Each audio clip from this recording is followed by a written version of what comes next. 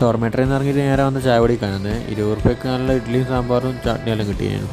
അതെല്ലാം കഴിച്ചിട്ട് ഇവിടെ അടുത്ത് തന്നെ ഒരു ലങ്കമല എന്ന് പറഞ്ഞൊരു ഫോറസ്റ്റ് റൂട്ട് ഉണ്ടായിരുന്നു. അത് കാണണമെന്ന് വെച്ചിട്ട് അങ്ങോട്ട് പോയത്.